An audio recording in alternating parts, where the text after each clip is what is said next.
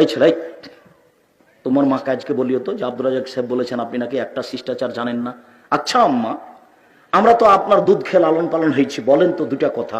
একটা, যখন আমাদেরকে জামা পরিয়ে দিয়েছেন তখন কি আপনি খেয়াল করে ডান হাত পরিয়েছেন, না আপনি আপনার মতো পরিয়েছেন? কি বলে তোমার মা? বুঝতে পারলেন না মনে হয়।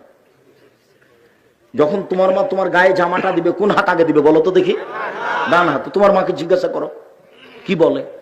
আচ্ছা মা, আমরা তো দুধ খেয়ে আপনার মানুষ হয়েছি, তা আপনি যখন যতবার দুধ খাইয়েছেন ততবার কি বিসমিল্লাহ বলেছেন? না হলে তো এই দুধ শয়তানও খেয়েছে। তোমার মা কথায় কথায় হেরে যাবে। তোমার মা মা নয়, এটা একটা হস্তিনী মা।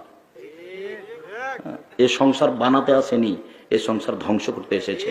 তোমার মাই পরিবারকে কবর দিয়েছে, যে দেখো বুখারীর হাদিস। এক, শিখাবে মা। দুই, শিষ্টাচার শিখাবে মা। তিন, সাজগোজ করে রাখবে মা। চার, পাহারা দিবে মা।